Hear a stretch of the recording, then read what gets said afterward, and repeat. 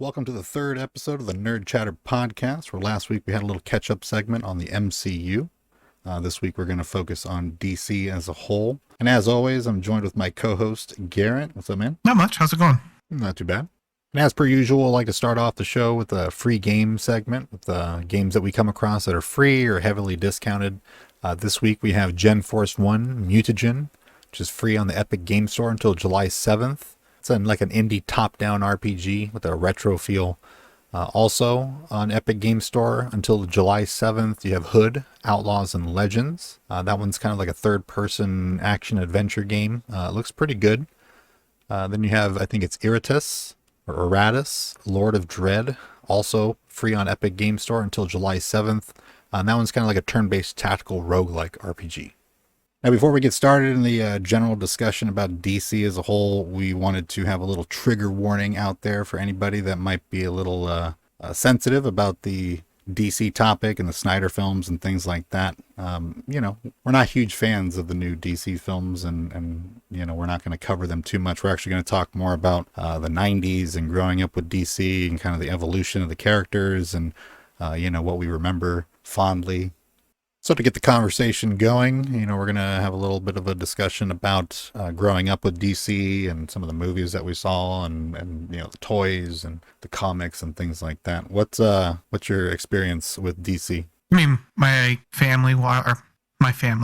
dad and my brothers and I watched some of the early Batman movies, like the Michael Keaton Batman movie from 1989 and the Val Kilmer Batman, for better or worse, the George Clooney Batmans. I don't know, that was kind of what we dipped into was just Batman. Yeah. What about you? Yeah, I was kind of the same way growing up in the 90s. I mean, the Val Kilmer film was probably the most advertised one that I remember. I remember a lot of promotional stuff floating around, like McDonald's. That's the one with, Two-Face and Jim Carrey as the Riddler, right? Yeah, I believe so. Yeah. I remember that one being pushed pretty heavily, and I remember like the difference in the Batmobile. I remember making models. I forget, it was whatever model company. What's the model, like the popular model company? Rennell, what is it? Revell. Yeah, I think Revell had a pretty movie accurate version of that Batmobile with like the split back wing or fin, that type of stuff.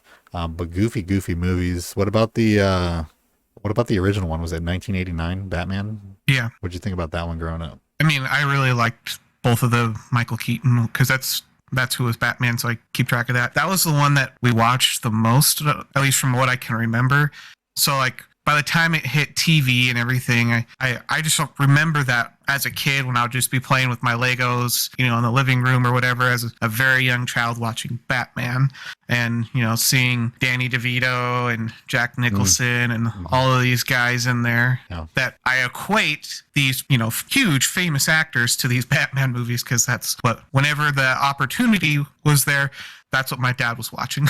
Yeah. So, I mean, those were fun movies, like they were a bit weird because they're Tim Burton. They have their own like feel, but I liked it quite a bit. I like Danny DeVito in Batman Returns. Super good part. I love that character. And then the way he played it was just so like weird and creepy. And the way Tim Burton did that with like the winter theme and I think it was like Christmas and stuff like that.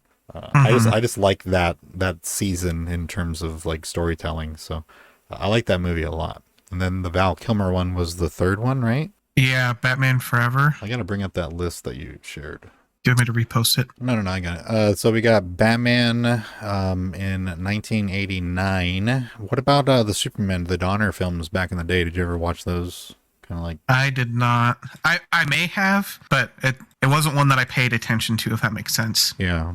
Pretty corny. It has a certain level of campiness and corniness to it. Obviously the character is just in straight, leotard type of outfit. And it just looked accurate though, he looked the part so well. And, it's kind of like a warm and fuzzy type of feeling watching those films. However, they're not great. Technically, looking back at them now, there's a bunch of interesting films, and like I said in the trigger warning section, which we also wrote on the website, if you want to go check out the article, nerdchatter.com, wrote a little blurb on there about what to expect from this episode and to not get offended if we don't like what you love. But yeah, it looks like on this list on Wikipedia, 1978 and 1980 were the Superman films, and then Swamp Thing, which I remember watching as a kid but never really got into. Superman 3, which I believe was horrible. Supergirl, which was pretty bad. And then, yeah, right up to Batman. I think that's when Batman Returns was 92, so a few years to work on that one. A few years later, Batman Forever. Oh, and then Batman and Robin. Yeah. Batman Forever was the Val Kilmer, right? Batman. Yeah. Batman Forever is Yeah, Val yeah. Kilmer. Batman and Robin was when they jumped to George Clooney, right? Yes, it was. Yeah, absurd films. I mean, Batman Forever was definitely different. That's when they brought in that really wild and like zany art style, a lot of fluorescence and stuff like that. Val Kilmer, I believe, though, played a pretty good character, but like you said, it's all about that Michael Keaton. We talked about that on the MCU episode last week, talking about him making his appearance in Homecoming, just how good he was, and just the range of that particular actor is fantastic. Steel. Did you ever watch Steel? That's the Nope. Shaquille O'Neal movie. It's absurd that they have that listed on here. It's absolutely absurd. The movie is super corny. There is no Superman symbology anywhere because I just don't think they allowed it. Something was weird. Steel. I'm not sure if you're familiar with the character. Steel is one of the four Supermen in the Death of Superman series in, I believe, the late 80s or early 90s, when Superman the character was officially killed off. It was actually like a last ditch effort, I believe, because DC was like in the dumps. Nobody was buying Superman comics, and they were basically just gonna like shelf them, you know. Okay. So they wrote the storyline with Doomsday, which is a cool comic. I own a couple copies of it back home, one of which is still in its original. They had a plastic sleeve. I think Superman, The Death of Superman, and I think Superman Rises or something. I forget what it is, what comic it is, but there's a black sleeve with a red bloody Superman logo on it, and it was sealed. And you open it, and it would come with, I believe, a newspaper clipping of the Death of Superman. It came with a black Superman armband. Where in the comic, when they're laying his casket down, all the superheroes that come have the band on their arm. It came with the comic, and it came with like something else. I have a couple copies of the Death of Superman, one of which I opened, and then the other one I didn't. And I believe I have the white one, or I never got around to buying it, but it's been a while since I looked. Very monumental because that story is basically what they took for the Snyder film. But basically, he's Doomsday is a character from space. He's a villain. Basically, what hurts and kills him makes him stronger, and he adapts to it. So, like the level of strength that it took for Superman to like kill Doomsday at the end of that storyline, he died in the process in the fight. Doomsday comes back, and he's not only back, he's also adapted to that level of damage, so he's even harder to kill. Very cool storyline. But when Superman dies, there are four characters that start popping up randomly. One is Superboy.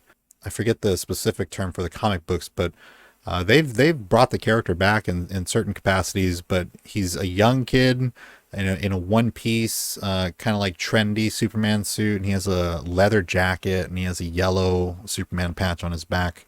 He's got this, kind of looks like how Zoomers are doing their hair these days with like the curls, and it's all poofed up. But he has like kind of very coiffed hair, and he's got like sunglasses on. He's supposed to be like the cool kid, but he's Superman essentially. He's a random character that comes out of nowhere and is like hitting on Lois Lane, and kind of trying to be Superman but being like bad at it.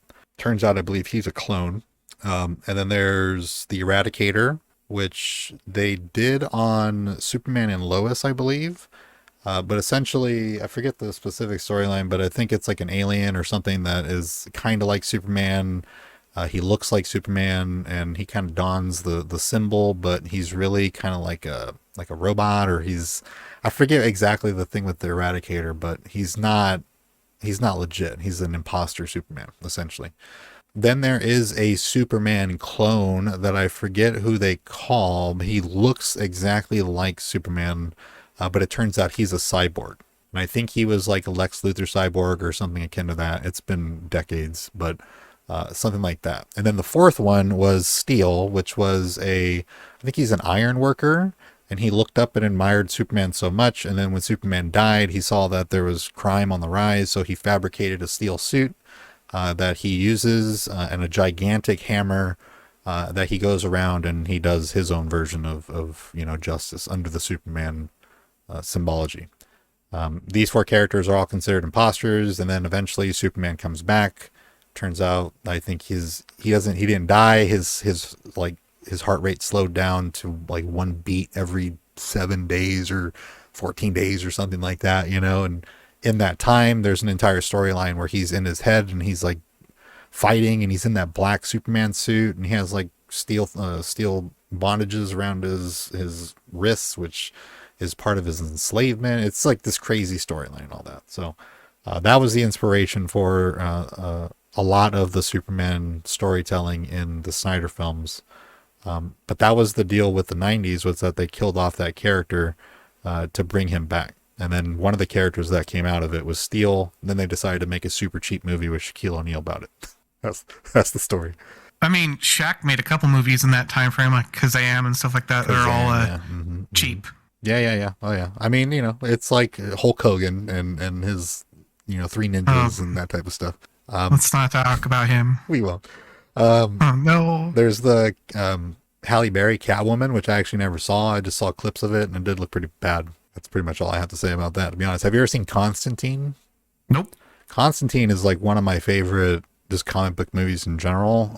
It's just for what it was, and in its time. It's Keanu Reeves, and Keanu Reeves. It's a little risque of a character. It's a little dark, but essentially he was born with the ability to see like demons and like the dead, and it puts him in a pretty dark place, and in his teenage years attempts suicide. And at that time he dies and he goes to hell, and I forget if he made a pact or if there was something that he did. He spent a significant amount of time, because time in hell is a lot slower, but I think he was given the opportunity to return and help whatever beings down in hell to return escaped demons and souls back to hell. So it's only like minutes when he's dead, but when he comes back, he's in the ambulance and they bring him back to life. And then he uses his abilities that, previously drove him crazy, to then do the bidding, in hopes of earning his way into heaven because of the sin, obviously the sin. He's trying to, undo his wrong. And in the meantime, he's an obsessive smoker and he gets lung cancer, and it's a ticking clock type element because he's dying, and, he's pretty much lost. No matter how many souls and demons he returns to hell, and the good that he does, it's still a mortal sin, and he's going to hell. So the movie is that character, and then at the end, there's a nice conclusion and relief to it. But I consider it to be a nice, fun, little contained DC film for a character that they have brought back in the TV shows, and they've brought him back in, I think it's like the Dark Justice League or Justice League Dark, where he's rubbing shoulders with like Daredevil and Ghost Rider and stuff like that. They're like their own little bad boy team. So good movie. I recommend, to be honest. Okay, cool. So I mean, next we have that same year, 2005, that Constantine came out. We have Batman Begins. This is where I really started to pay attention to Batman movies and a little bit of DC movies. I really liked Christian Bale playing Batman. I felt he brought a lot to the role. Then just the other actors that they had in were pretty high quality. I mean, in Batman Begins, you have some of my favorite actors: Michael Caine, Liam Neeson, Gary Oldman. I mean, Michael Caine and Gary Oldman. Yeah, we have Morgan Freeman. I mean, yes, you can't beat him. It's solid. Like the acting chops in that film is solid. Just the Nolanverse in general in terms of storytelling and filmography. Yep, impressive. Like I remember reading the script for The Dark Knight Rises, and just beat for beat, the way that he wrote the start of that film is exact. He was so expressive in exactly how the story was going to be told that it felt so good to watch that. I've seen it dozens of times. Like I think in my MCU catch up, I made a comment where I've seen it like 60 or 70 times, and that has to be true, because at one point I mean, for years when I was doing graphic design and just kind of like, you know, doing online playing video games and stuff, I would have on my other screen or on VLC, you know, always on top, you know, tucked in one of the corners, I would have The Dark Knight just because everything about that film I loved, you know. In regards to like Batman Begins, it doesn't have that like rewatchability for me specifically, you know. No, it's one where you watch every once in a while. I typically like go through that trilogy now, maybe once or twice every couple of years. Except I'll watch The Dark Knight a little bit more, but it's definitely not one that you can just like put on repeat, if you will, Yeah. like you can with like The Dark Knight. It's one that you just watch occasionally, especially if you just want to have like a rerun of that trilogy. Hmm. I think really it's the two different feels that you get from the films. Yeah. The one, I mean, the first one does a really good job at establishing the character, but it feels a little bit hokey. I like the third act of the film, you know, the Mhm. with the gas and the imagery, and I love the scene where he's like coasting over the smoke, and people are like looking up, and he just looks like all like demonic and like just, you know, he's just everybody's losing their mind, you know. So the imagery there is really cool, and that it's like man bat face, you know. I don't, you remember that scene where he sprays the compound in Scarecrow's face, and he sees Batman kind of the same way that everybody else is freaking out. He takes a big dose, and just the face on Batman is like so gnarly. Like the makeup was so sick. He's like drooling like black like goo, and like, oh, like just so good. That type of attention to just a shot, you know, just the detail of what he had in mind is why those the Nolan films in general were just like a different level, you know. The second film Mhm. though, the feeling for that one, it felt like there was an urgency, like you needed to get to the next scene because, you know, shit was going down. You know, there was a constant like upping of the pace, you know, where you were just something's going to happen. You need to get to the next scene. You need to figure out what's going Yep. on. You need to get this like sorted out because this guy is a lunatic. You're just always kind of in this sense of urgency with that film. So I love it. Heck yeah. And then when you got Superman Returns.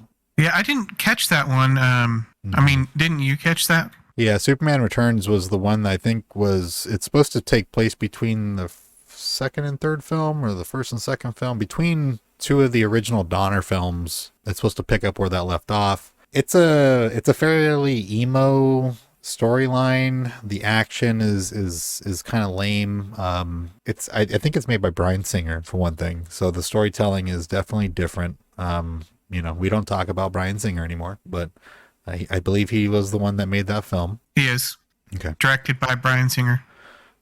So it had a very somber. Now, however, the symbology and kind of the soaking in of the imagery of Superman in that film was very nice. You know, like they beautified the original image for that character and just kind of how Christopher Reeves came off, because he looks very much like Christopher Reeves. And the way that they've done this, and I'm not versed in the whole Arrowverse and all that stuff, but I do know that they've brought these characters back with the Infinite Crisis storyline. It's much like multiverse situation in Marvel.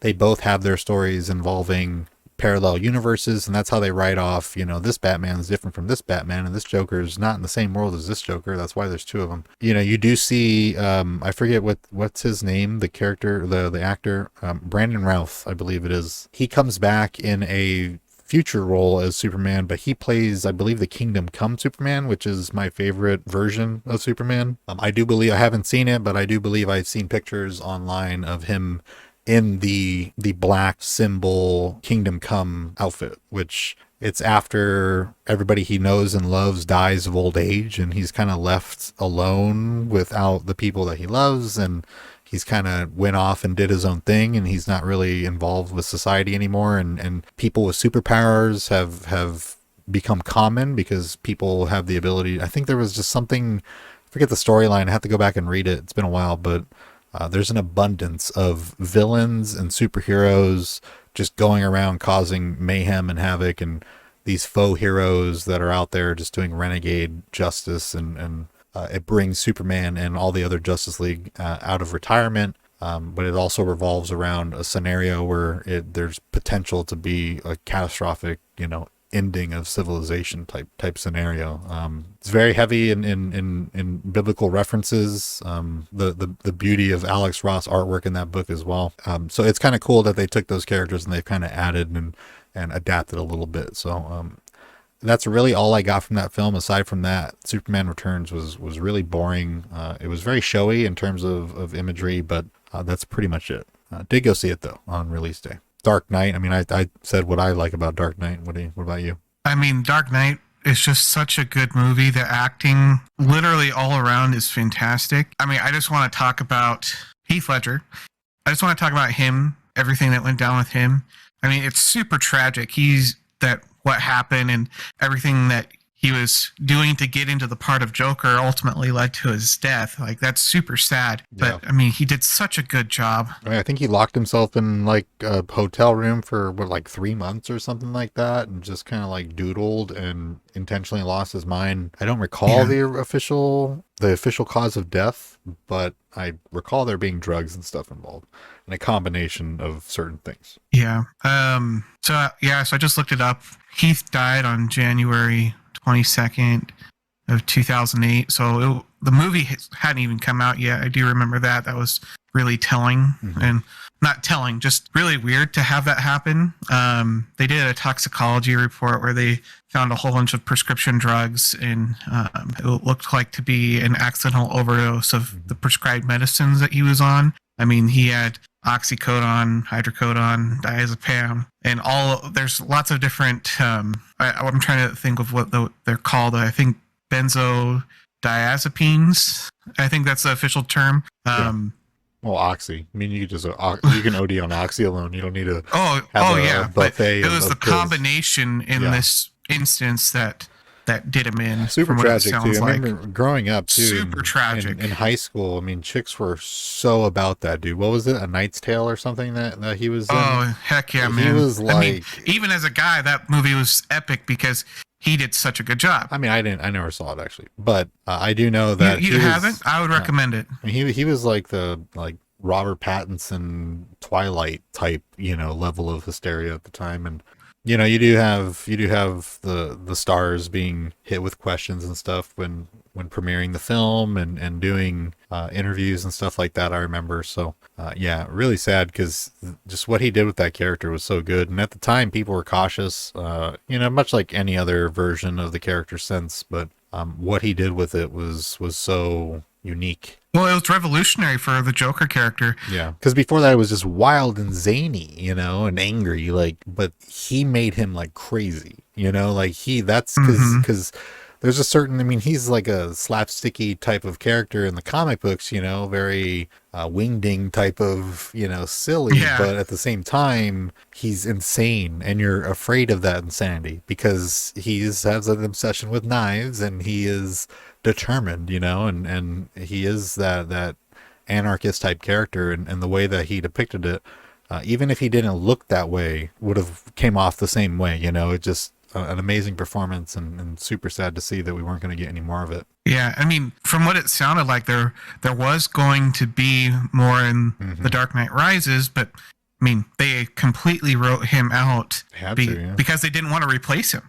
There was no way to replace him. Was he was filming like a Buddy Holly movie, or oh god, I forget. He was filming some movie where it was like a biopic of an old musician. He was already working on another project when he passed. He wasn't just, it wasn't like while they were filming, much like Princess Leia, I think, where she had passed and they had to just keep editing around her type thing. And the film was done. It was ready for its the theatrical premiere and stuff, and then he was already working on another project, and because of all the stress and stuff that he put himself through, and then the combination of the drugs, that's what caused it. So I don't know if that movie ever came out. I don't know if they ever finished it, but technically The Dark Knight was not his final film. So we could talk about Dark Knight all day, which, I mean, now at some point I'm sure we'll have a commentary track on Patreon for The Dark Knight, and we'll pull that out of thin air, even if we don't watch the other ones, just because I'm down. I'm down for that too. For sure. Watchmen. This is our Zack Snyder introduction to the DC universe. What'd you think? Did you ever see it? I never saw it. You never saw it? Watchmen? Wow. I need to have some disclosure here. I'd never really got into DC movies other than Batman. I mean, I watched a couple of the other later movies, like the Wonder Woman movies, mainly because of my wife. Mm-hmm. I did watch Shazam because I like Zachary Levi from good old Chuck back in the day. But it just never caught my eye. I never got into the comics. Like, this is pretty foreign to me other than Batman. Yeah. So I'll clarify, just because you're not in the whole comic realm, and this is an objective opinion, obviously, but I think pretty confident to say that Marvel does the films well. However, DC writing, characters, the storytelling, the maturity level of the comic books makes DC better when it comes to the comic books themselves. So I think most people would. I mean, you have your diehard fans of the DCEU; they'll love it regardless. But I think it's pretty obvious, just based on numbers and efficiency of Marvel, they do the MCU better than DC does the DCEU. Okay. When it comes to the artwork and stuff like that, like, it's so much more memorable when you look at a DC comic with like Jim Lee and, you know, all these other artists, Carrillo, that type of thing. I think Mickey, Danny Mickey. Funny story about Danny Mickey. Danny Mickey's an inker. For when I met him, it was in 2005.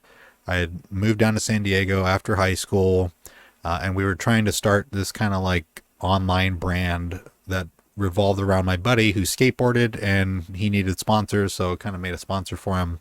Did some artwork for boards and stickers and stuff like that. So back home in Upland, California, my buddy was skating, and this long-haired dude comes up to him, and he's like, because my buddy was like handing out stickers, and I think my buddy went up to him and handed him some stickers, and they started to chit-chat about him. And so he's like, oh, I work on the Spawn comics. You know what Spawn is? Have you ever heard of Spawn? Have you seen Spawn? No. He's had comic runs in the past with Batman, but essentially kind of like a Constantine character, where he goes to hell and he gets turned into like a minion of the demons or whatever, and he's sent to Earth with all these superpowers to destroy monsters and collect souls of the unjust and evil and stuff. Cool character. It's another dark character. So he's like, oh, I work on Spawn, I'm looking for something to put into this next issue. Would you guys mind if I use your logo? My buddy's, yeah. And he gave him my email, and this guy contacted me and chit-chatted a little bit. And he's like, yeah, I work for Marvel too. So he started sending me inkings of Marvel comics, like super famous comic books now. Like, you look up Hulk comic, and sure enough, within like the first 20, results, one of them is a Danny Mickey artwork where he inked it, and most likely he scanned it and sent it to me just so that I could check it out before it even went to the printer or the colorist to be colored. So it was really cool, like, relationship with that dude growing up, just because he was like a rad skater dude. He put our, I think it's a Spawn issue. I think it's like number 148. He put our website's logo on a billboard, and he put it on the wall, and he put it like somewhere else in the centerfold of the comic book, which was really cool. So at the time, although, I liked like X-Men and Avengers and stuff like that, him moving over to DC and me getting familiarized with that art style over there with Jim Lee and the other artists that I mentioned, it was pretty obvious that that's where it was at. So The Watchmen is Snyder's introduction into the DC world, period. This isn't establishing the DCEU. You said you hadn't seen The Watchmen. I recommend it. It's a bit dark. It's got some adult themes. I mean, it's a Snyder film, so this was like his ideal comic book film. Because Zack Snyder grew up, and this might be a shock to most people here. Zack Snyder didn't read comic books, nor did he care about comic books at all growing up. And this is something that he said blatantly. He did not care. He thought they were dumb. But he had a friend in college who was into comics, but he also liked heavy metal. And that was the comic that he could get behind, because it had like sex and violence and blood and gore and all this shit, So you're looking at like this frat bro dude, type mentality.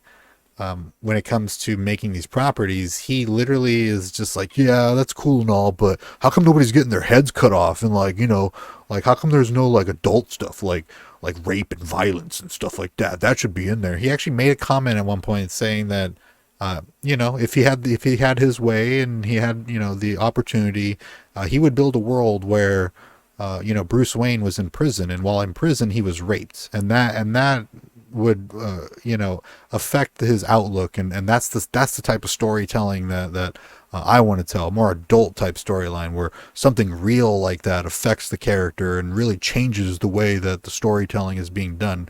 That is literally, I mean, not verbatim, but that's paraphrasing. That is what he said. That is the person that they decided to give the reins for, like Batman and Superman and all these other characters and stuff like that. So, the That's Watchmen, crazy to me. yeah, it is. But the Watchmen was where that belonged, because that is the type of story that is. So that movie is good and it is shot well because, prior to that, he had 300. 300 was a phenomenon. Did you ever see 300? Parts of it. The Watchmen was a really good fit for that type of slow motion, dramatic panning, muted color palette. It's a perfect story for that because it does involve very risque topics and some very graphic imagery. So I mean, if you're up for it, it's a watch. For any other like basic comic book fan that is willing to absorb whatever they can get their hands on, Watchmen is like a must watch because the book is really good. And the film, it was pulled off well. And then the next is Jonah Hex. That's a dud. Did you ever see Jonah Hex? I haven't. I mean, I'm looking at the Wikipedia page for it right now. I mean, it has some really great actors: Josh Brolin, John Malkovich. I mean, John Malkovich is a great actor. I love some of the comedy stuff he does. Like, have you ever seen the movie Red? Yeah, I like Red. Oh, I love Red. He does such a good job in that movie. It's one of my favorite portrayals of just a character gone crazy and from, LSD and whatever else he went through. At least that character. Yeah. But I mean, Michael Fassbender's a great actor as well. I mean, I forget who looks like it should be a good movie, but from what it sounds like, it just wasn't. I forget who Michael Fassbender plays, to be honest. Megan Fox is the love appeal. Jonah Hex is played by Josh Brolin. Jonah Hex, it's another one of those dark DC universe characters. I wouldn't be able to tell you too much about it. I do know that the storyline takes place in the West, in the Wild West. So the advent of like machine gunnery and stuff like that, heavy artillery, things like that weren't, I mean, you had cannonballs, but there were no, crazy types of technology in regards to warfare. So I think I remember the basis of that story is John Malkovich's character is a villain and he's basically a terrorist and he has kind of like his own Death Star. I think it's like a boat or some type of vehicle that is essentially the first ever like battleship or tank. Essentially, it has gigantic guns on it, and I think there's a certain level of mysticism because the type of ammunition that's being used in this thing has very dramatic results. Like it's imbued with some type. Are you talking about like an ironclad warship from like the 1850s to something like that, like 1900? I just haven't seen it in so long because the movie wasn't received very well, but I did see it a couple times. I do recall it might not even be like a water-based vehicle. I do recall though that they have access to a certain type of weaponry that is devastating. Like it's like dropping mini nukes in a world where there's only revolvers, that type of stuff. So I thought it was a cool movie. Megan Fox is like, Josh Brolin, his face is like all messed up and, you see like through his cheek to his teeth and stuff. And they did that really well. Like, for what it is, if you want to watch like some stupid movie, it's not that bad. I would, give it a watch if you got nothing else to watch. It's whatever. Have you ever seen Green Lantern? Yeah. I've seen it a couple times. At first, I thought it was just like just a comic book movie, and I mean, it didn't really shake me one way or the other. Then the more times I watched it, it was like, oh, this is a bad movie, and it gets worse with every single watch. I feel like so I haven't watched it in I don't know how many years now, but it's been. I mean, it came out 11 years ago, right? Yes. Yeah, I mean, I haven't seen it in probably 5 or 6 years because it just kept on getting worse and worse and worse. But I've seen it a couple times. I mean, it is. I just think the main issue with that is just how corny and hokey it looked. You can also tell that they were really forcing Ryan Reynolds to tone it down. You know? Yeah. It's like, I mean, he's way more witty than what they allowed him to be in that film, and if given the opportunity, he would have been like way more entertaining. with Ryan Reynolds, I think you just have to let him be free or give him very strict parameters to operate in. And then I feel like in this one, they were trying to let him be free, but then we're like, okay, but you can't do that. You can't do that. You can't do that. Because, I mean, he does really good other movies where he's given parameters to work in. I mean, like, did you ever see this is a chick flick, but The Proposal with Sandra Bullock? No, but I've seen many references to that. I have seen Just Friends. I've seen Just Friends a lot, way more than I should be admitting to the public, but I have seen that movie quite a bit. Amy Smart was like, bae back then, and he was funny, and it wasn't like a chick flick necessarily, but yeah, I've watched that movie quite a bit. Yeah, but I mean, all of these the stuff that he's been in where he's given really good parameters to work in, he does great. Van Wilder, Waiting. Yeah, I've seen quite a few. I like Van Wilder quite a bit, actually. It's a National Lampoon film, came out a long time ago, so it's dated a bit. But I mean, as an actor, I mean, he's like top notch. He's top tier. He's like effortlessly funny. Good looking cat. He fit that role. I think he would have been a better Flash, to be honest. I don't want him as anyone now except Deadpool. Yeah. No, 100%. I mean, obviously he plays that role really, really well. He is Deadpool. Yeah, I mean, I think stature-wise, he could be a little bulkier, but all in all, his mannerisms, his wittiness, his ability to be obnoxious when necessary is definitely Deadpool. And the way they did that character is like super good, which we'll talk about briefly here. Oh, we never even got to that. The Deadpool last week? No, whatever. Hey. All right. We'll have a segment in another week. No, retroactively, if you're listening to this show, go ahead and add that in your mind to the previous show that we both love Deadpool 1 and 2. Yes. 1 for sure, 2 a little bit meh, but still funny. The X-Men references, awesome, love it, all that good stuff. But yeah, anyways, back to the Green Lantern.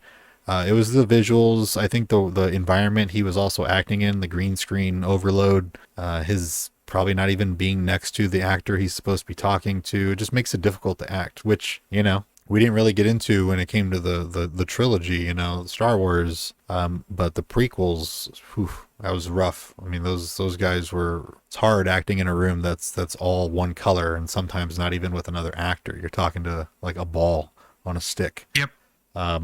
It's hard, I mean, I saw a clip on a Red Letter Media episode where they were talking about that as well, and they had a clip from Lord of the Rings, I think, where Ian McKellen is sitting there having like a nervous breakdown because he just can't do it. He doesn't know where to pull the emotion from and how to properly act. Literally crying and like shaking because he's like, I can't do it. He's sitting there in this little miniature room made out of green foam and shit, and trying to act these scenes out, and he just can't do it, So, I mean, it's a lot to ask from these actors. That's crazy, because he's such a good actor. Like, I mean, Omega that would level make sense. actor, yeah. Oh, seriously. Like, Omega level. It makes it makes sense that, like, he pulls from the energy of other people. Yeah. And I mean, I think to be a good actor that you have to pull from the energy around you. And if you're just in a green room filled with green objects talking to someone off stage or nothing, or a dot on the table or something, I can 100% see that happening, and that's super sad. Like that's where we're at in filmmaking. I mean, we're kind of making a resurgence back towards having real effects and real things. I mean, something to work with, something for the actors to work with, like the Mandalorian set, which is so crazy. The volume, the Unreal Engine, the way it works too with it is just absurd. It's beautiful. It's absurd. It should be just everything should use that, everything. Every movie. Well, I think they're going to be heading that direction. It looks good too. There's obviously some limitations, and I think we saw those limitations in the Obi-Wan series as far as the volume goes, but Mm-hmm. it's so minor of a limitation, and they're going to work out the kinks. It's only Yeah. going to get better. Well, I mean, also too, just I saw a clip of them filming, or pictures of them filming a scene from Love and Thunder, the Thor film, in that room or something akin to it, and the camera was coming out of the ceiling, out of a little hole, and the imagery of the sky was being projected on the wall around the camera. So the light from the lightning that was being shown on the ceiling was being reflected down onto Chris Hemsworth as if it was actually lightning in the sky, you know? So, I mean, that's another thing that is, It's real.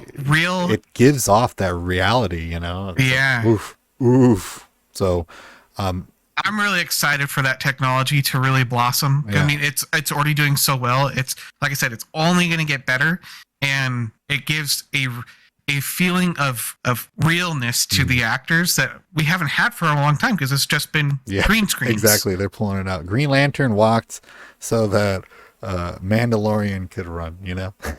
Yeah. It was a sacrifice to the industry. we love you, Green Lantern. I hope that character gets its second attempt. There's many other Green Lantern characters that they could use, bring him in. You know, I mean, if you want to look at how they could pull it off, look at Miss Marvel, very similar in that, you know, she's using kind of like an essence of force, you know, rather than stretching her body like in the comics and stuff like that. It's like a Green Lantern ring, you know. So, yeah. Okay. So real quick, I'm looking at the IMDb page for Green Lantern, and Taika Waititi is in it. Did you realize that? I remember seeing his name on there. I could have swore that he played one of the characters, but now I think about it, neither of the voices of the two other lanterns that I remember have his voice. I mean, It's been a none while. of the other ones do. His voice is just so fun. Yeah, it's been a while, so I don't think I'll be returning to Green Lantern anytime soon, much like anybody else on the face of the planet. Yeah, I mean, it's understandable. I'm in the same boat. So 2000, I was in 2011, but 2012 you have Dark Knight Rises, which is the cap to the Nolan verse. What was your take on that film at the time? I mean, I loved it. It was sad not having the Joker in that film. Oh, and like, I felt like there was a place for the Joker to be in next to Bane and everything, and have banter there between those two characters. I definitely felt like there was some rewriting that happened. Very minor criticism, though, all told. Tom Hardy did such a good job, and he bulked way up for that character as Bane. It was fun to see Joseph Gordon-Levitt come in. Don't like the twist with that character. It was offensive, even. Do not like it. Ugh. Yeah, but I mean, they had a great list of actors in here. It was good. It just, The Dark Knight was such a good movie, and having this as the follow-up, like, there was disappointment because of Dark Knight was so good. It's like Infinity War and Endgame. You know, it's like there's no way Endgame is Yeah. going to be better than Infinity War. Much like there's no way that this Batman film was going to be better than Dark Knight. Still great. I mean, the Dark Knight trilogy is by far the best Batman, in my opinion. And especially the surrounding characters of Batman, I don't think anything else compares. A really good Alfred too. You know. Oh, Michael Caine. Yeah, just so good. That's all we have to say. Michael Caine. Just so good. You just love to listen to him talk. And you actually did when he was giving advice, it's like you felt like it was necessary. You know, it was like, oh, he knows, you know. You don't get that from these other characters, or these other actors that are playing this character, and some of them just outright bad, some of them way too young, just I don't know. The DCEU, and I know that the Joss Whedon involvement had an effect on that character in particular, but just the character in general, I just didn't like the way that he was portrayed in the newer films. I think Michael Caine is like a perfect example of what that character should be. You know, and even more so, I mean, in the comics, portrayed as a very stoic butler, you know, like he still upheld that role the entire time. You don't get that too much from Michael Caine, aside from him bringing him food and you know, that type of thing. But I mean, we're talking like tuxedo wearing, hand behind the back waiter is what you got from Alfred. All these films expand on that character and try to make him like a stand-in father figure, which, you know, rightfully so. But the way that they did that in that film, or those films, all three of them, was so good with that character. I do love the end scene of that movie a lot. I don't know if you remember it. It's where he goes to have that very, very bitter liqueur in, I think it's like France or Italy, and he sits down and Bruce Wayne is sitting in another chair with Catwoman and or Yep. Selena Kyle, and he nods at him and stuff. And prior, you get that where he's telling him, it's a setup and payoff. But the setup is, he tells him that, when you were gone, I was hoping that I would go to have this drink at this cafe, and I would look at people and hope one day that I would see you there with a family and having, and living a life and not being involved with all this. And at the end of the film, you explicitly see that, and it's just like warm and fuzzy. And even the way Yep. that Anne Hathaway is like just kind of looking around, just like normal. It looks like she's like she doesn't know the camera's on. So she's doing it really well, even though it's a slight detail, but it just looks like she's just sitting there having a good time, just kind of looking around, whatever. And he Hmm. toasts him and stuff. He gets up and doesn't drink his drink, which is like triggering to me, but I do like the way that movie ended off, and you can kind of get, there's the talk about the autopilot and the Batwing and where could he have gone? Did he set it on autopilot? Did he jump out? Blah blah blah. You're not left with that cliffhanger as to whether or not he survived. He survived, but you also know that everybody else thinks that Batman is gone. So it was a good little cap to that story if you're going to consider it a contained story. And I mentioned Jason Gordon-Levitt's character in the film at the very last second, it being a twist that his last name is Robin or something. And it's like, what? Like, what? Like, that's not what that is. That's not who that character is. And, anybody that knows anything is, Dick Grayson is the first Robin, and Dick Grayson is a trapeze artist, and his parents die from a freak accident, and is left orphaned, where Bruce Wayne was at the event and saw it happen and took him in, and eventually he became a Robin, which when he aged out of the Robin role, he became Nightwing. So you have, this evolution of the character. You have all these different Robins, but they all have their own name. It's the character that's named Robin. So being like, oh, why don't you go by your last name, Robin? And he just like smirks, and it's just so ugh. I do not like that. As far as Bane as a character, there were some rewrites. The breaking of his back is an iconic imagery from Batman, just lore in general. Now, originally the character is supposed to be a Mexican wrestler who is injected with a green substance that inflates his muscles and makes him gigantic and Yeah. rage. I mean, and what was it? Batman and Robin film, where you have, Oh God! all of the. Why you gotta talk the about that? Why crazy you gotta thing. bring? Why you I gotta mean, bring up old shit? No, because Bane is in that movie, who gets filled with a green goo and So bad. then bulges up, It's and so then bad. like goes from intelligent to dumb with the green goo. I remember there's a scene where he's like being Poison Ivy's like driver, like chauffeur, and he has a little cap on. He has like a Yep. fedora and a trench coat on. It's just ridiculous. Yep. I mean, yeah, what the liberties that they took with the character was fine. Like, I have no problems with it, because how are you gonna make that type of character in real life unless he was just a yoked like bodybuilder wrestler who was literally taking like a drug that didn't make him big, but it made him like crazy, like enraged and just able to take more damage, that type of thing. That's really the only way you could do it and stick close to what it was. Dahlia Al Ghul, I think, is the daughter's name. I might be wrong on the first name. I do know that she's a character in the comic books, and is a love interest from time to time. I think I saw a reference to her in the cartoon even at one point. Ra's al Ghul for sure, which played by Qui-Gon, our boy. Yep. So you gotta love it. But It's Talia. Dahlia Al Ghul, that's right. My bad. So yeah, Dark Knight Rises, I think we can all just agree that it's a good movie. It's not the best out of the trilogy, but it was better than the first in my opinion.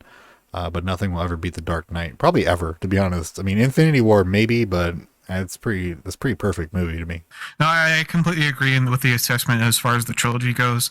The Dark Knight Rises is that solid second place. Batman Begins is that first, or the last place, but nothing will beat the Dark Knight. True. So what do you got here? Man of Steel. Now this is where you kind of started to fall off, right? Well, I did watch Man of Steel. I think we have it on Blu-ray. My wife really liked that movie, so I think I watched it either when we were dating or after we got married. Within the last 6 or 7 years ish. This Uh, this movie.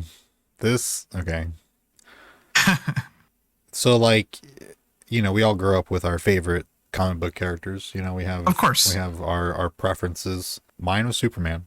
Now, some people would consider that to be like, oh, like everybody's Superman or everybody's Batman, or why would you like Superman? He's just overpowered and blah blah, blah and one dimensional. And it's like you have all the years leading up to when he becomes Superman. You have the years in Smallville, which I was a huge fan of Smallville. Solid memories with that, but the show did a really good job, establishing how Clark Kent is as a human, even though he's not. He is supposed to be more human than your average person. He's supposed to show more compassion than your average person, and he's supposed to know what is right and wrong. Like when Superman enters the arena, you're supposed to know for a fact that everything is going to be all right, because you know for a fact that he will do whatever it takes to protect, those people or whatever it may be in that situation. Like he will do what's right. And the way that Man of Steel portrayed it is that you get a lost, downtrodden Clark Kent, where you don't get a very in-depth look back at how he becomes the person he's supposed to become. You get the scenes with him and Jonathan Kent, and they're your cookie cutter scenes. You get his first flight. You get the father of telling his son that he should worry about his own safety. And even though he was being faced with all of these huge responsibilities, the ability to fly, the ability to burn things with his eyes, the ability to freeze things with his breath, super speed, the ability to fly in space and hold his breath for like, years or something like that, becoming more powerful with sun, and his weaknesses. It's like you get all of this development through Smallville and the city and his involvement with learning the struggles of doing the right thing, even when you want to do what's best for you, to always choose the good. When he became Superman when he went to the Fortress of Solitude and he spoke with Jor-El when he was of age. He becomes Superman there when he learns even more about his culture, about his powers, his abilities, what that means in terms of his strength and his vulnerabilities and becoming good or bad, and that you have everything that he learned in Smallville and what Jonathan Kent and Martha Kent raised him and taught him to be, defining who he is as the character that left the Fortress of Solitude. And there's other storylines, I think it's Red Sun Superman, where I think the ship inbound, it hit something and diverted and landed in Soviet Russia. You're fed a lot of like hope terminology, but that is a byproduct of what fans and writers of Superman got over the years from the character. It's like, well, when you think about Superman, he really stands for hope, because when he enters the room, when he enters a situation, you're given hope. No matter the weight of the circumstances, you're given the hope that it's going to be all right. You know what I mean? So like, it felt like in Man of Steel and all the other movies in the Snyderverse, it felt like they knew that, but they didn't want to earn it. So they just kind of told you that's what it is, and you're supposed to take it at that. Like literally, he sits down and he has an exposition dump to Lois Lane about, oh, the symbol means hope, and blah blah blah. Like this, it's, you don't need to have that told to you. That is a feeling. That is an emotion that you're supposed to get from the material that you're being given. So right off the bat, I had a standoffish approach to the Man of Steel and how they portrayed Superman. It wasn't a lost cause by that point, though. It still could have been something, but they immediately were, okay, we got Superman, now let's get Batman in here, because that's what people really want. And then everything became about Batman. And that's when we get Batman versus Superman, Dawn of Justice. Did you ever see that one? I tried to watch it. I had to turn it off. It just didn't make sense to me. Like it felt like they were trying so hard to have this darker movie, or the two heroes that a lot of people adore are fighting each other, and I mean it didn't make sense that they would fight each other. I know there's comics that are that, but I don't know. It just Yeah, didn't sit right. and that's the cop out, right? There's so many different versions of these characters that whatever you feel is wrong because it could be this, it could be that. Your take on it isn't the only take on it. This comic, this one single run in 1989 explained this, and that means that this could be true. Who are Yeah. you to say? Like that's the mentality of this fandom is, just because you think it should be a certain way doesn't mean that's the way it should be. Just take what you can get and like it type thing. And I disagree. When it comes to a character being sidelined and just tossed aside like a secondary character, it's Superman, for Christ's sake. It is Superman. He is DC. You know what I mean? Like, I understand that Detective Comics, you want a little bit of detective action in your comic books. That's why you get, the Batman, like the new film, it's a little more noir, but you don't need to drag Superman into it. That's not who Superman is. That's not the character of Superman. And just because the character can be morphed to fit in the world of Batman better doesn't mean you had to. Like, the characters are supposed to be two completely different opposite ends of the DC spectrum, where literally cover art was made frequently depicting that. Like, you had the sunny, bright, shiny metropolis with the glowing, radiant Superman, and then the dark, grungy, nighttime, rat-infested Gotham with Batman looming over. Like, you have those two completely different worlds that makes it unique when those two characters work together. And they just Mhm. didn't do that. Like, you just don't have that established world of either characters. You have a metropolis that's shot like it's downtown or downtown Gotham in The Dark Knight Rises or The Dark Knight. You have these. It's just a muted color palette, and that's just, Mhm. it gives off the vibe like everything is geared towards Batman. And I mean, I'm gonna say it. Like, you might think Batman is a cooler character. That his comics are cool because they get a little heady and detective-y. But as far as depth of a character, it's not very deep. You know what I mean? Like, it's as deep as any human storyline can be. And you Oh want to yeah. get creative, you want to get out there with like the comic realm and get a little zany and wild. Superman is a lot more versatile with handling those types of storylines. So that was Dawn of Justice. Probably not going to talk too much more on that. There's a lot of issues with that. That's a lot of issues with that film, and it's just going Yep. to piss people off if we go into detail about it. We'll have a discussion some other day, and we'll throw it up on Patreon so that if you want to yell at us, you have to pay for it. But when it comes down to a film and the way they portrayed Superman, I don't mind Batman. I think Ben Affleck, he could have kept playing that role, probably pulled it off better if he had better direction. But Agreed. Dawn of Justice was an injustice, 100%. The first Suicide Squad. I saw that one. I felt like it was just everything was rushed in the story. I felt like it could have been a little bit longer and let things sit. I did not like Jared Leto as the Joker. Bad. Yeah. However, the other people I felt like did a decent enough job that it felt okay as a whole. Have you seen the new Suicide Squad? I haven't yet. No? I probably will eventually, just not yet. Yeah, it's the James Gunn. It's a lot more artsy, flashy. I thought it was Deadshot in that film, actually, that Idris Elba played, but it looks like it's Bloodsport, right? Yeah. Yeah, that's a sick mask that character has. Super dope Deadshot in the first film. It was a little distracting because I just really didn't like the costume design, but Idris Elba played a cool character in the new film, and his costume was super sick when he was wearing it. So it's still worth the watch because it's an enjoyable film, even though it's a little gory, but it's creative. But let's Okay, let's cool. let's rapid fire through these last ones. Like I said in the beginning, we're not going to talk too much about the Snyderverse because we're not big fans of them. But we do have Wonder Woman, the first one, as well as Wonder Woman 1984. I saw Wonder Woman, the first one. The direction of the first film was good. It was watchable.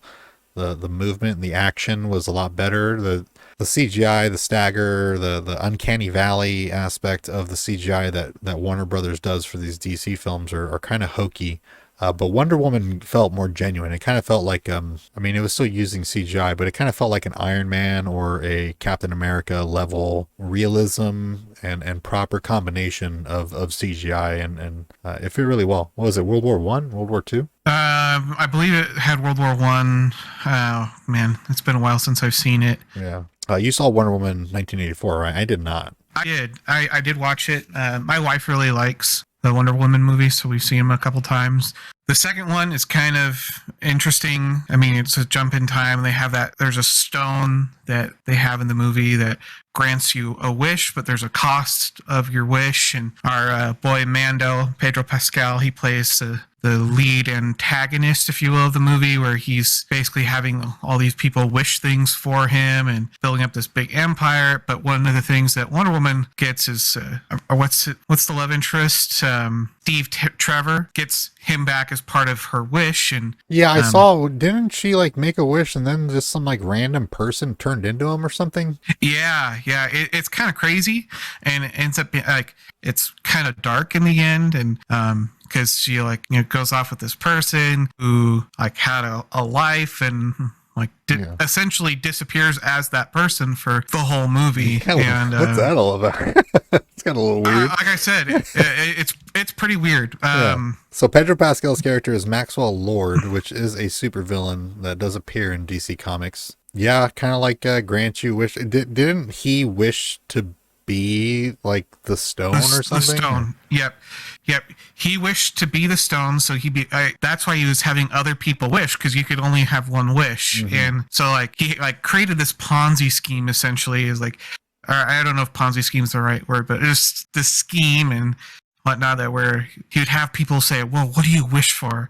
And what do you wish for my company? Or what, like, and all these different things. And because he was an oil executive in the film, like, that was really struggling. And I think in 1984, did he need them to survive or something? Was it like an urge to have people, like, to grant people's wishes? Or was it just him wanting? Because I remember seeing a scene where he like looked manic. Power.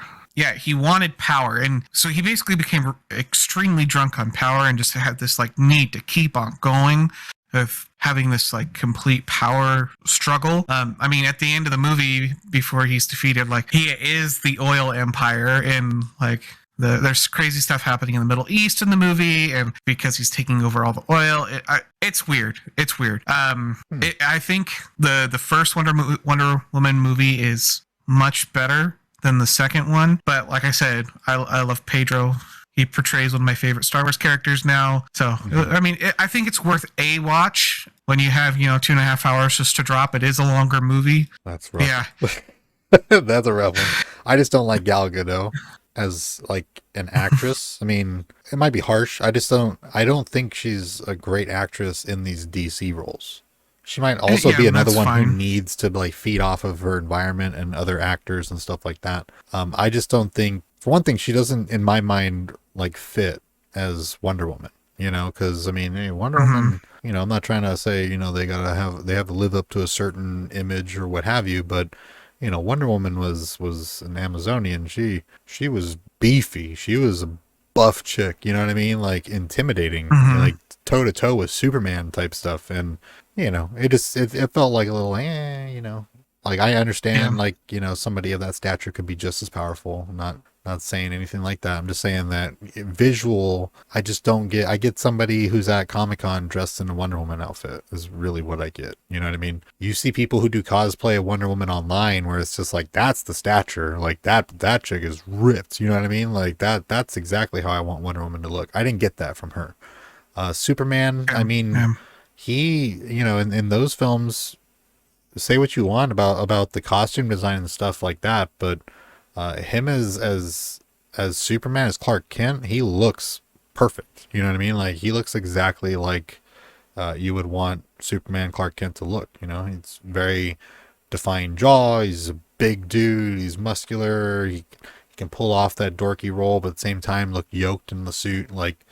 It's just a nice balance. But with Gal Gadot, it doesn't hit home for me with her. Some of the I can action scene understand that. stuff is nice, but Kristen Wiig in the film, I have seen clips of her as, what was her character? Cheetah? I think Her it like was Cheetah. Yeah.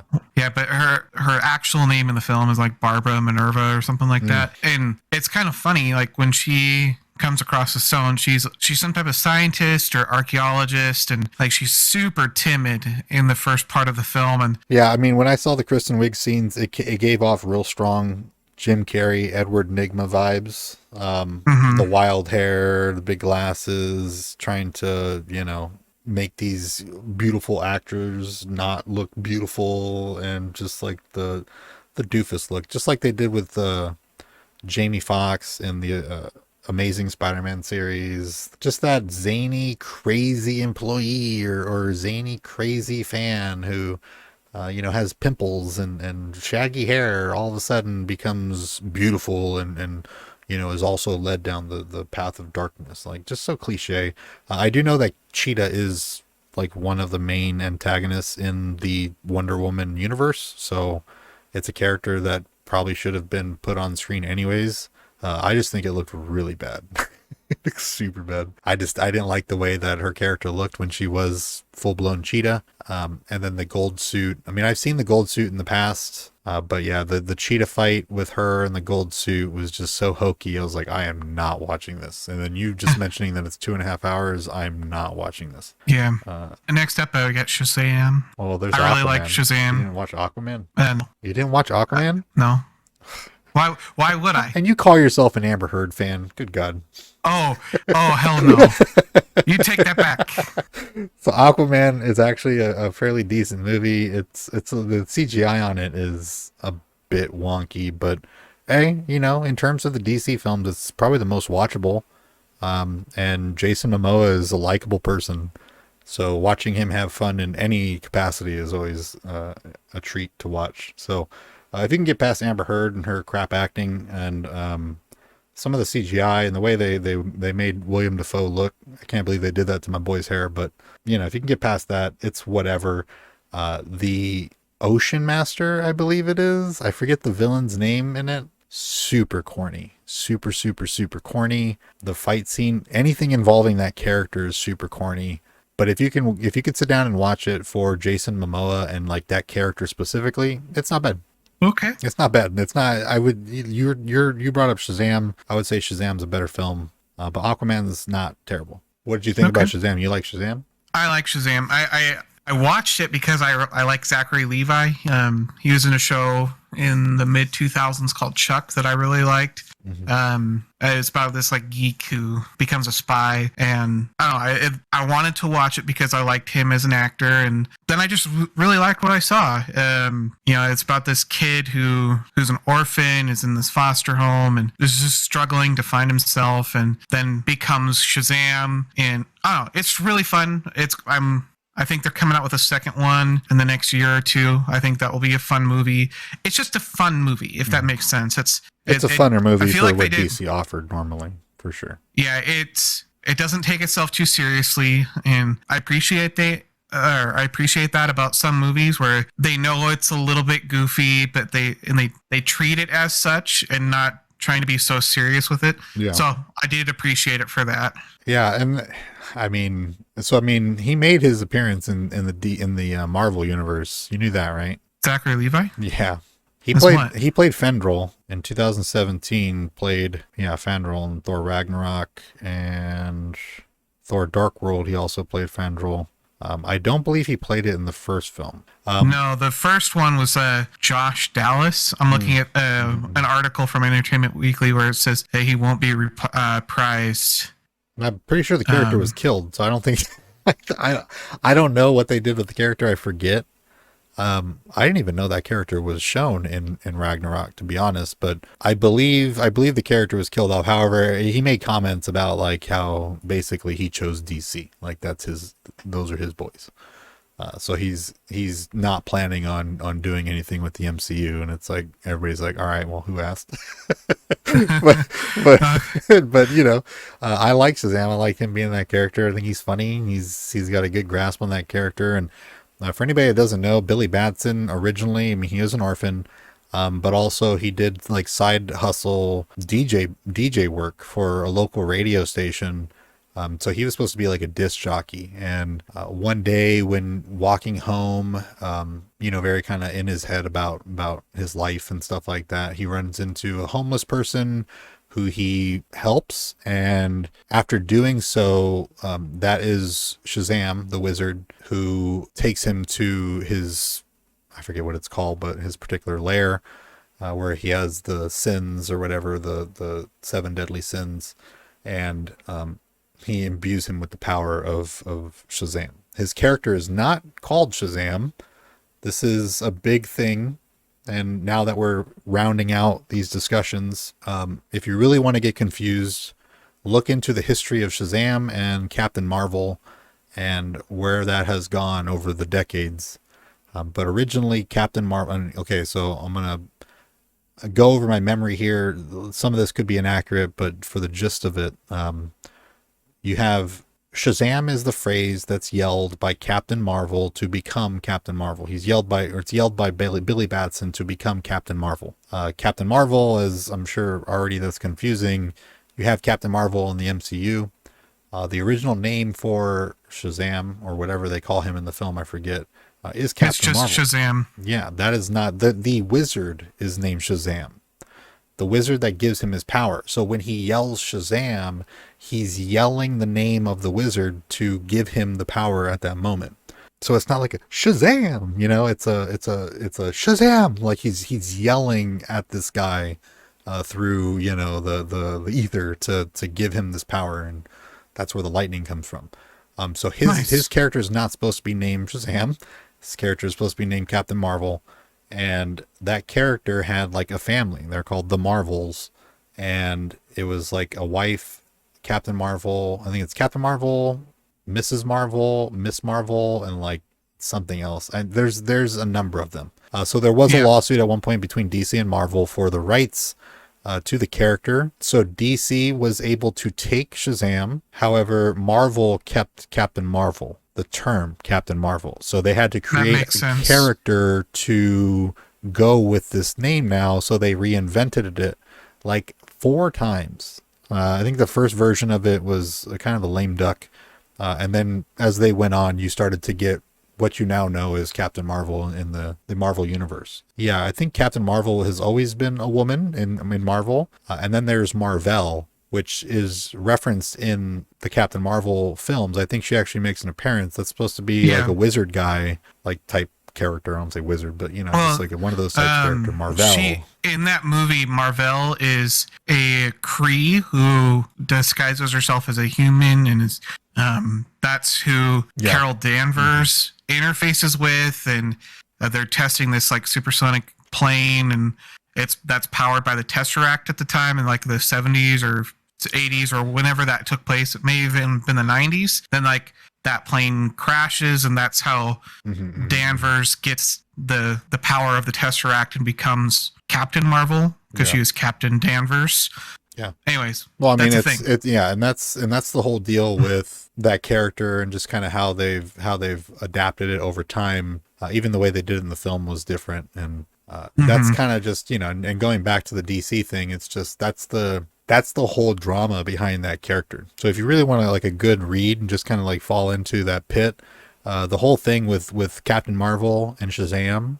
So DC didn't like the fact that Marvel created their own Superman, so they took it.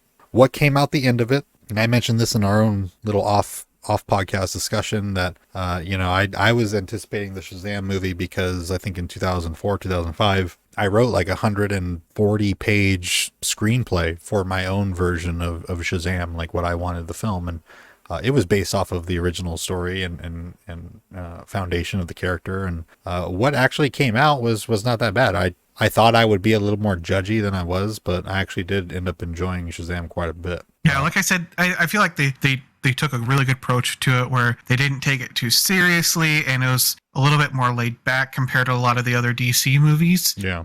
And it was just a fun experience. Yeah. And then complete contrast, we have the Joker up next. I mean, I watched that movie. I don't know when it came out on HBO Plus or whatever HBO's thing is Mhm. called. Max. Yeah, HBO Max. It is. I mean, it is a dark film. I like the movie, but it has a lot to say. Yeah. Um, I want to like the Joker, but like I've seen Taxi Driver. You know what I mean? And Yeah.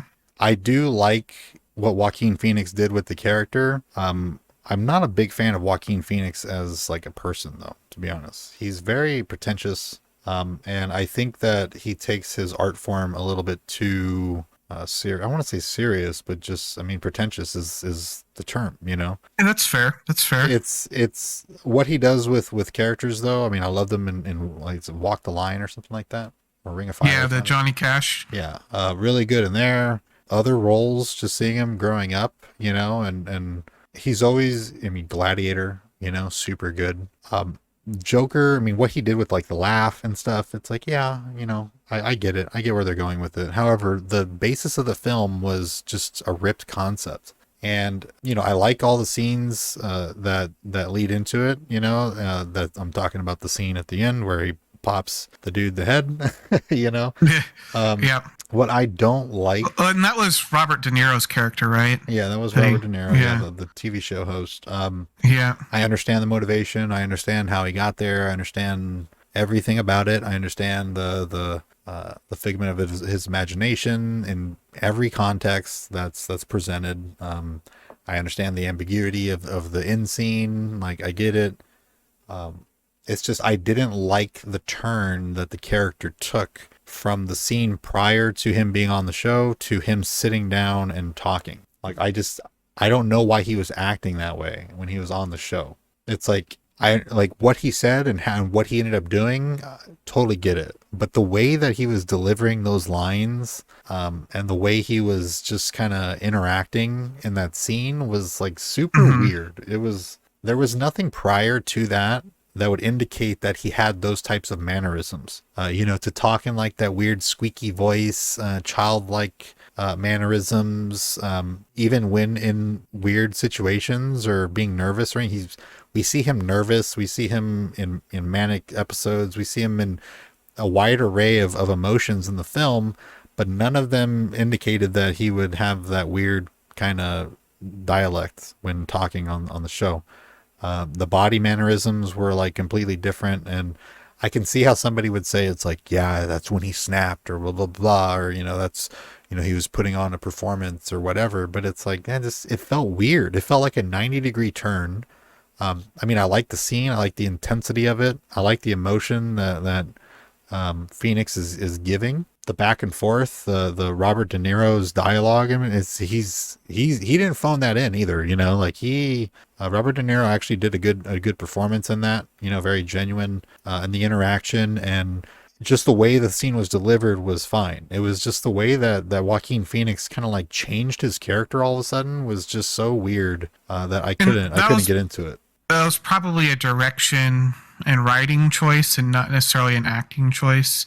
I don't Um, think it not was. I looked at something. I forget. I'll have to look back at the tons of behind the scenes footage, but I could have swore that there was something where it was like a Joaquin Phoenix decision okay. and nobody got in his way type of thing on the set, you know, like everything Well, was and his. that's stupid.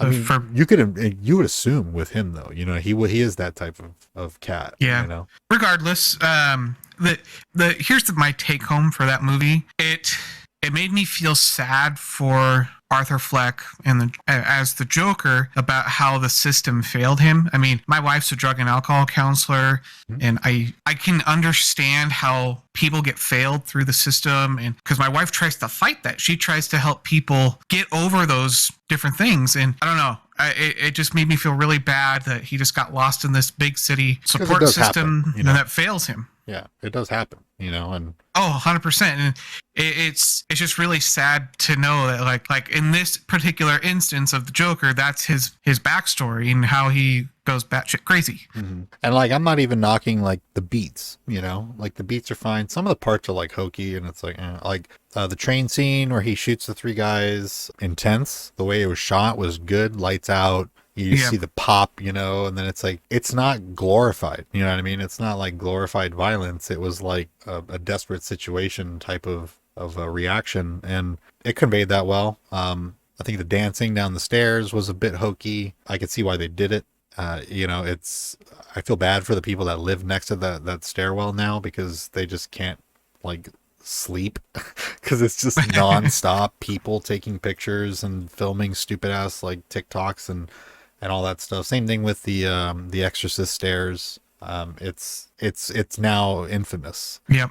The character popping up in the suit with all that, it kind of seemed like it's like he had a movie in mind, and then the studio was like, all right, man, get to it. He's got to be Joker, and then he's like, oh, okay. And then just threw him in the suit, and then you got Joker.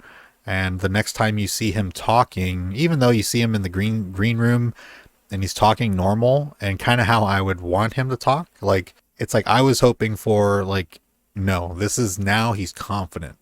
He's made up his mind. He doesn't need to have these nervous mannerisms. He's got his mental state in control, even though it's out of control. You know what I mean? I was hoping for that. Instead, they gave this. He was having like a panic attack. He was like freaking out.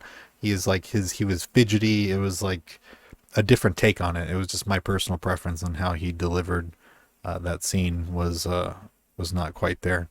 But Okay. everything Okay. about his issues and his disability and the imagery in his mind and kind of hallucinating these certain scenarios and things like that, like, yeah, it was all good. But as far as like fitting into other DC films, how do you feel about that?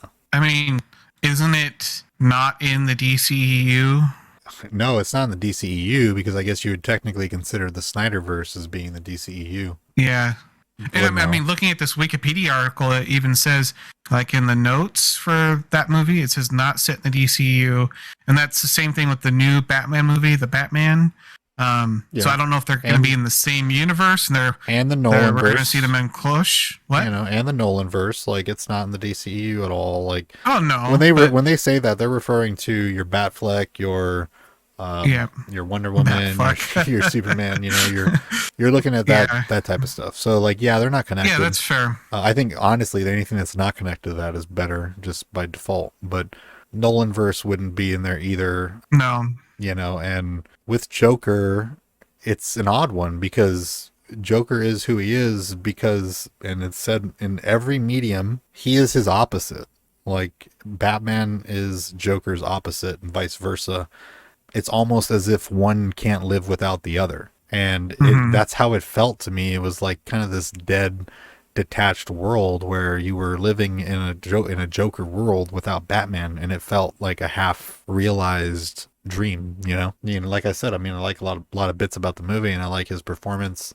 I'm not a big fan of him as an actor, and the scene at the studio was weird, how he decided to act while being on stage, but all in all, it was fine. It's just that, you compare that to, you have the reference of Bruce Wayne, right? And he's a kid, and Arthur Fleck is pretty old, right? He's got to be in his 40s in that film. And Probably. it would lead you to assume that it's like, you might have like a 55-year-old Joker, maybe, but, it doesn't fit. And that was my thing, was like, not seeing if it fit in like the storyline of like, does it fall after this Batman or before this Wonder Woman or what have you. I'm just saying, like, does it fit as a character of the Joker as Joker? I mean, he's Joker, right? There's only one thing that makes him Joker. It's not the knife, it's not the suit, it's not the hair, it's not the laughing.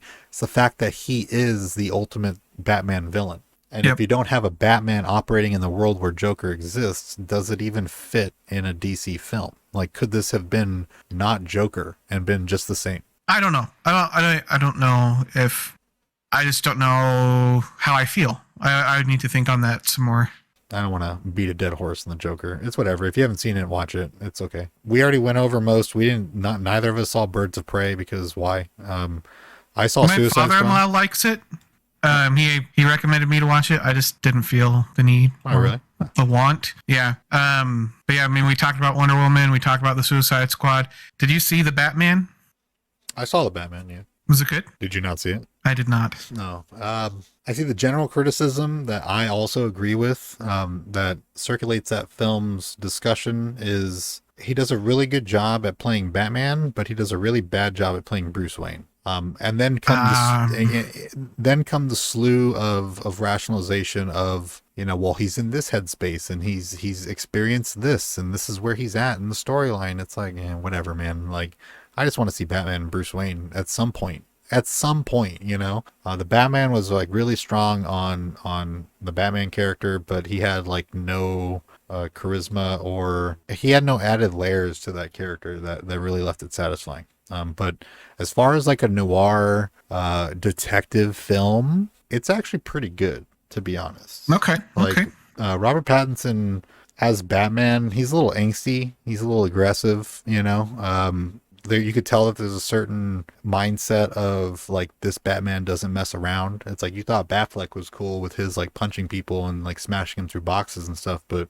like this Batman, it's like he'll walk up and punch you in the face and beat you halfway to death before you even finish your sentence. Like that's this Batman. You know what I mean? So there's a whole lot of attempts to get him unmasked by like police officers and stuff. And I think there's a scene at one point he's in a room he's like at the police station, or he's in some type of environment where there's like 15 cops in this tight area around him, and he's like talking to Gordon, and like one of the cops is like, enough of this, and like tries to take off his cowl, and then just like a fist fight ensues, so like it's like that type of nitty gritty storytelling. You're not dealing with Poison Ivy and her trying to take over the underworld or whatever. It's like a very grounded storyline, kind of in that Nolan headspace, where the Penguin in this film is played by Colin Farrell, I believe, where the prosthetics on him are insane. Could not tell that it was him. Did a really good job. His voice, his acting changed his role really well. I guess if the other thing I would comment on is the Batmobile is atrocious. I can't believe they just can't get it right. The last good Batmobile was, aside from the animated series, but the 1989 Batmobile is like, the Tim Burton Batmobile is like hands down like my favorite Batmobile. So to see them just be like, all right, well, we're going to take like a Dodge Challenger or a Mustang, we're going to rip off the back end, and we're going to put a big old jet engine sticking out of it. And it's like, good God, dude, like, come on, man. Like, give me a break. Some cool chase scenes, a lot of practical effects, explosions and whatnot. I'm definitely going to say that they went closer to Nolan in regards to the filmmaking process. A lot less CGI, a lot more practical effects, stunts, and stuff like that. I saw multiple comments about some of the chosen camera angles and lighting and stuff like that. It's a very dark film. So, take it for what it is. It's another Batman reboot. But I'd say it's I would rather sit down and watch that again than sit down and watch Batman v Superman, for sure. Fair enough. So, on here, you got Black Adam. You said there was a That's Shazam coming film, up, right? Yeah, it's pretty soon. Shazam: Fury of the Gods is the sequel to Shazam you mentioned. Black Adam, I guess, would technically be some type of sequel-esque to Shazam. Black Adam is there's a reference to that character in the Shazam film about a student that went wayward. That is Black Adam. In the original story, I believe he is essentially like an Egyptian deity because he has these abilities in that time era, and is trapped away and then eventually gets freed and is the main antagonist for the Shazam world. He is stronger, he is faster, he's more trained, essentially more powerful than Shazam. It's a character that I dig. I didn't have appreciation for the character when I was younger, but getting into like Black Adam and stuff, I was like, oh, I can watch a movie of this. But it's The Rock. This is a Black Adam film, so he will be required to deliver dialogue. So whenever that happens with The Rock, I get a little bit concerned because it comes out a little stinted.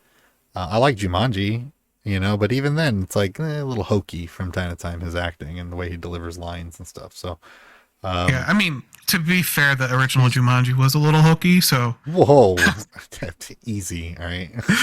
Original Jumanji is a masterpiece. I like it can Zathura still too. be a hokey and a masterpiece. They are not exclusive to each other. Have you ever seen Zathura? Oh gosh, I think so. You gotta watch it, dude. It's a John Favreau movie. John Oh Favreau. yeah, yeah, I have. It's a space version of Jumanji, made by John Favreau, and I don't know. I kind of like it more, to be honest. No, Um, I've seen Zathura. I mean, 16, 17 years ago, Give it another shortly after it watch. came out. Give it another watch. It holds up. Actually, it's very good. A lot of practical effects and suits and all that stuff. I recommend it. Yeah. But back to Black Adam. I'd say when it comes out, maybe check out the public discourse on his acting, and I if it's definitely getting will. some decent feedback, then maybe give it a watch. Hell, maybe even go to the movie theaters these days, huh? Well, I mean, speaking of the movie theaters, we have another Marvel movie coming out this week. I'm definitely going to go see. I have next week's my birthday, or next weekend is my birthday, so I'm going to treat myself and go to the movie theater. All right. Nice. Yep, to see my boy That's Thor. gonna be Thor: Love and Thunder, right? Yep. Yeah, I'm probably not gonna be able to do that. My movie going experience is a little iffy these days with taking care of a baby and all that stuff. Also Yeah, too, I mean get a the babysitter. I don't know, it's the you gotta be concerned about what you bring home too. You know what I mean? Oh yeah. You don't want to be bringing in the covids, but No. you got other movies on here too: Aquaman, The Lost Kingdom, The Flash, LOL. We'll see how that goes. We'll record another segment and throw it up on Patreon about some of the drama with the DCEU and all that stuff. But don't know if the Flash is going to happen. That might be scrapped. Might be delayed another 2 years, and they just reshoot the entire thing. Who knows? I mean, he's getting paid regardless. That's just, if anything, that the Johnny Depp and Amber Heard trial taught me was that these people get paid regardless if they get put in the movie or not once they sign that contract. Then you got Blue Beetle, which will be interesting. Blue Beetle has been around. I don't think too many people are familiar with the character outside of like fans, like DC fans. Cool costume. Don't know too much about it. I do know I think there was a cartoon about the character at one point. Has made some appearances in some TV shows. Maybe even Smallville at one point. I forget. But there's a few movies. No talk about whether or not they're going to be bringing back our boy Zack Snyder. So a good future we're looking at here potentially. Also, Okay. I'm looking a little more into that right now. Have you seen Cobra Kai no. on Netflix? Okay. That is a great show. I think you should watch it when you have time. But one of the main actors is cast as Blue Beetle. Okay. I mean, the costume's really cool. It's a little weird and like hokey, but it's a cool costume when they commit to it. And from what I saw, they did commit to it. Another speculatory toss into the pot would be a reboot on the Superman franchise, being helmed by J.J. Abrams himself. Oh no!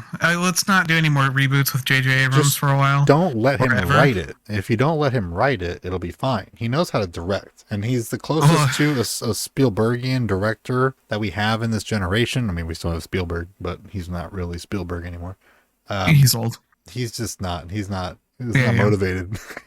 Well, He has no I reason mean, to be motivated.